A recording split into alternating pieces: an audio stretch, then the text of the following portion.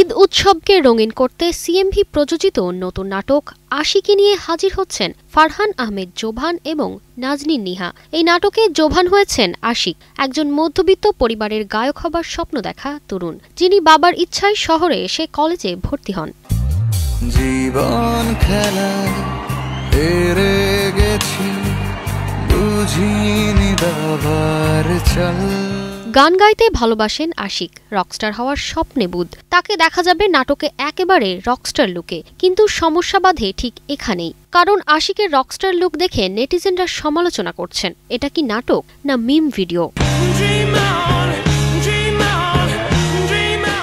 আশিকের ট্রেলার মুক্তির পরপরই ফেসবুক, ইউটিউব আর রেডিও চ্যানেলের কমেন্ট বক্সে ঝড় ওঠে। কেউ বলছেন গিটারটা ঠিক আছে, কিন্তু মুখটা এমন কেন করলা ভাই? আর কেউ লিখছেন এতটা ওভার অ্যাক্টিং কেন?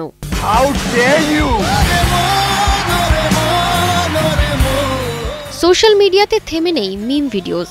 কেউ জোভানের ওরেমন ওরেমন লাইনের সাথে ডোরেমন কার্টুনের কিছু ক্লিপস মিলিয়ে ট্রল করছেন। বসুন্ধরা ডায়াপেন্ট এখন আরো উন্নত। এই হট এয়ার থ্রো টপশিট দ্রুত শোষণ করে সোনামণিকে দেয় কোমল অনুভূতি। ট্রেলারে আবেগঘন মুহূর্তে জোভানের সংলাপ প্রদান ও মুখাবয়ব দেখে দর্শকের একাংশ মনে করছে এটি নাটক নয়, যেন অভিনয়ের ওভারডোজে ভরপুর কোনো সোডা বিজ্ঞাপন। তবে এই ট্রল বন্যায়ও থেমে থাকেননি জোভান ফ্যানরা। অনেকে বলছেন পুরো নাটকটা না দেখে এক ট্রেলারে বিচার করা ঠিক নয়। আবার কারো মতে ভিজুয়াল আর আবহ সঙ্গীত দারুণ ছিল, জোভানের ওপর একটু ছাড় দেওয়া হোক।